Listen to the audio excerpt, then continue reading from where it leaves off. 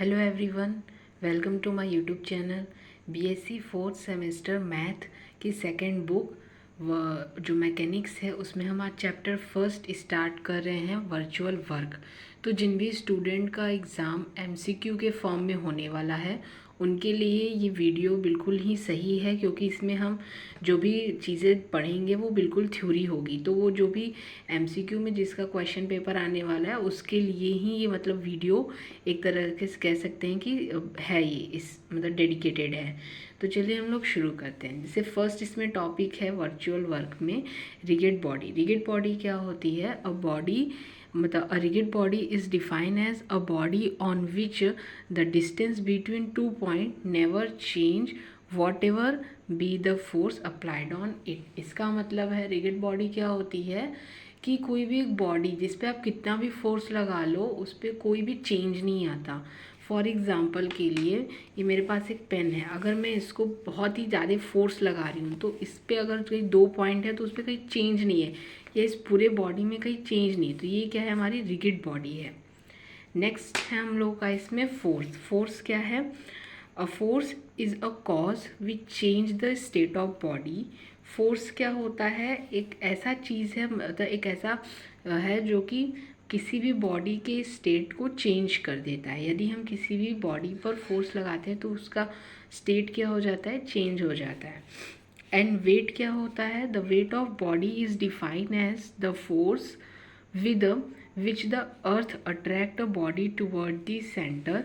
मतलब वेट, किसी भी बॉडी का वेट क्या होता है? अर्थ किसी भी बॉडी को अपने सेंटर की तरफ जितने फोर्स से खींचती है उसी फोर्स को हम लोग बॉडी का वेट बोलते हैं। ठीक है। नेक्स्ट है इसमें टेंशन एंड थ्रस्ट क्या होता है। तो सबसे फर्स्ट हम टेंशन समझते हैं कि टेंशन क्या होता है। If we pull a body by means of string then the force exerted on the body is called a tension. इसका मतलब यदि किसी भी बॉडी को हम रस्सी से बांध के खींच रहे हैं तो उस बॉडी पर जो फोर्स लग रहा है उस फोर्स को हम क्या बोलेंगे? टेंशन बोलेंगे। एंड थ्रस्ट क्या होता है? while if we push a body by a rod then the force exerted is called a thrust।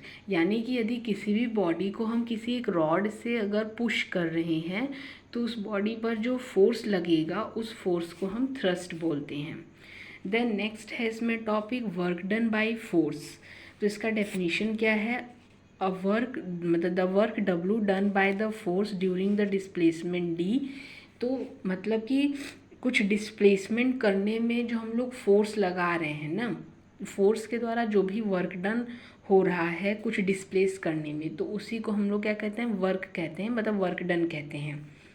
इसका फॉर्मूला क्या हो जाता है? W is equals to F dot D, या एफ क्या है? फोर्स है, और डी क्या है? डिस्प्लेसमेंट है।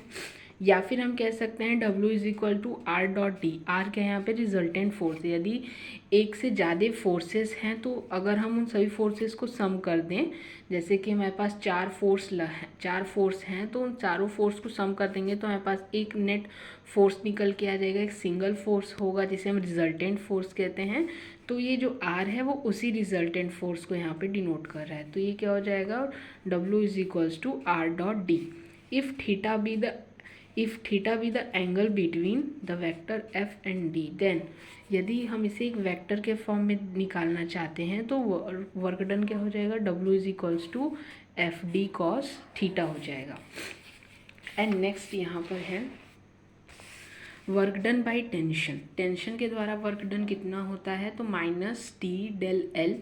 ये जो टी है ये टेंशन है, और जो भी लेंथ में चेंज हो रहा है ये उसके लिए है। And work done by thrust क्या होता है? Plus T del L. इस साइन को आप भूलिएगा नहीं, क्योंकि टेंशन में माइनस में होता है वर्क डन, और थ्रस्ट में क्या होता है? पॉजिटिव रहता है। ठीक है, तो ये इस तरह से। तो बस इतना ही इसमें थ्योरी इस चैप्टर में, अगर आप थ्योरी देखेंगे तो इतना ही है। बाकी और जो क्वेश्चंस एमसीक्यू में हैं वो सारे जो छोटे मोटे जो सॉल्विंग जो हैं एक्सरसाइज में जो सॉल्व करने के जो छोटा मोटा है, मतलब कम पेज में जो सॉल्व हो जा रहा है उसी को वही चीज़ें आपसे पूछी जाएंगी। तो उसके रिज़ल्ट को अगर आप याद कर ले रहे हैं तो सही है। बाकी आप इसका स्क्रीनशॉट लेना चाहे तो ले लीजिए।